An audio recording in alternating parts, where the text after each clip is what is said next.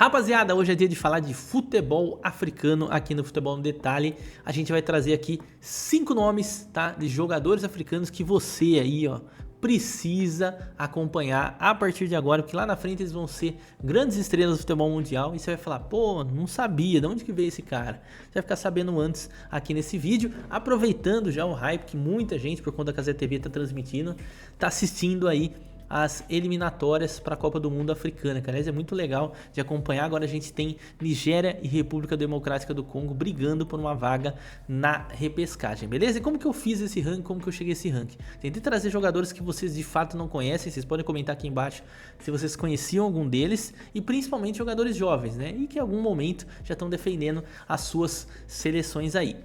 Beleza? Não tem ranking, tá? Apesar de ser um top 5, eu não coloquei por ordem, mas eu garanto pra você, o último é um dos que eu mais gosto, para ser bem sincero, e tenho, né, uma boa visão aí que ele vai ser um grande estrela aí no futuro. Bom, vamos lá então, vamos começar com o primeiro, que é o Noah Sadik, volante que joga nesse momento no Sunderland e também defende a seleção da República Democrática do Congo. Curioso que lá na seleção do Congo, essa foto aqui antiga, ele é o camisa 11, mas ele é um volante de função, tá, pessoal? É o famoso volantão. Quais são as características dele, desse atleta de 20 anos? Ele joga ali no Sunderland do lado do Granit Xhaka, tá? E é um excelente roubador de bola e também um motorzinho. Não que ele não tenha qualidade com a bola nos pés, não é isso que eu tô querendo dizer. Mas ele é muito mais um jogador de roubar a bola, distribuir e deixar a galera jogar, tá? Acho, inclusive, que em características, né, sem exagerar, obviamente, ele é mais estilo Kanté, apesar do Kanté também tem uma ótima qualidade com os pés, até de vez em quando nos surpreender, né? Mas é aquele jogador roubador de bola.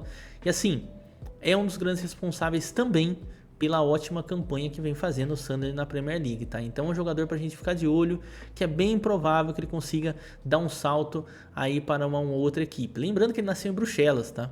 Tem uma curiosidade aqui para vocês, na Bélgica, né?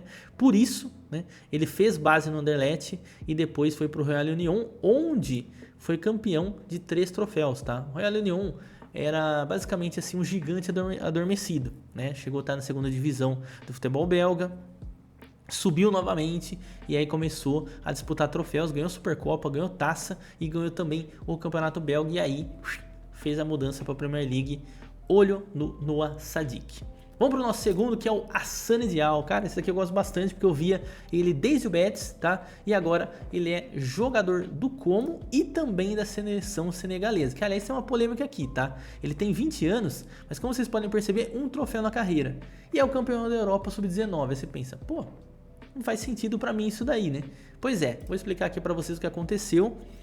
O Assane Diao, ele chegou na Espanha, né, aos 3 anos de idade. E aí ele fez base nas seleções espanholas, foi campeão da Eurocopa Sub-19, como vocês podem ver aqui nessa foto, né, em cima da França, inclusive vencendo por 2-0.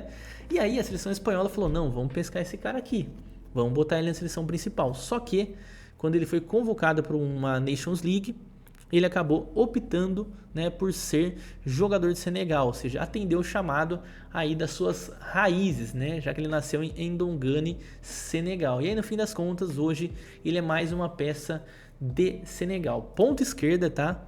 Bem habilidoso, joga também na ponta direita e também joga em praticamente as 3 ali do ataque, tá? Essa temporada especificamente no Como, onde ele acabou, né, de ser comprado, como exerceu a opção de compra lá do Betis, 12 milhões, ele não vem bem. São 4 jogos, ele foi 3 titular, sem gol, sem assistência. Mas a temporada passada, que aí acabou requisitando que o time italiano comprasse, ele fez 15 partidas, cara, e 8 gols e uma assistência, tá? Só que nessa temporada chegou o Álvaro Morata, chegou o Gert Kuhn, e aí acabou ficando um pouco difícil. Ele também teve alguns momentos ali fora, né, de campo, então... Mas é um jogador pra gente ficar de olho, um extremo ali, perna direita, que corta pro meio, tem velocidade, que é bem interessante a gente ficar de olho. Fechou? Vamos para o nosso terceiro nome aqui. Esse talvez seja o mais conhecido nesse momento pelo hype que ele está vivendo, que é o Kor Etayong, tá? Que é jogador do Levante. Você fala, pô, mas o jogador mais conhecido é do Levante? Sim, tá? Ele nasceu em Douala, Camarões, 22 anos, esteve em campo agora na última partida, né, que eles foram eliminados pelo Congo. Foi substituído, não jogou muito bem, só que Barcelona, Manchester City, Manchester United, tem um monte de time atrás do cara, tá? É um centroavante de muita força física, faz muito bem o pivô, tem uma impulsão de cabeça que realmente é absurdo, tá? Começou na equipe do Cádiz, foi pro Villarreal, no Villarreal B ele rachou de fazer gol, chegou a jogar aí um pouco de La Liga pelo Villarreal e foi vendido por 3 milhões pro Levante. Loucura, né? Só que dá uma olhada como que tá a situação dele no Levante. Você vê que aqui no Villarreal, ó, ele já tá numa sequência boa, tal, chegou a fazer pré-temporada, foi vendido pro Levante e começou voando aí a temporada e continua fazendo gols por lá. É um jogador centroavantão que eu gosto bastante, tá? Dizem muito, né, que o Barcelona tá mais perto dele para substituir o Robert Lewandowski, que já tá com seus 37 anos, né? Não tem característica muito de Lewandowski, eu acho, tá? Mudaria um pouquinho ali o estilo centroavante que o Barcelona teve nas últimas temporadas, sim, mas é um jogador de muita qualidade, mais um para vocês aí, ó, ficarem de olho, beleza? Que é bem provável em janeiro ele surja aí num outro time aí.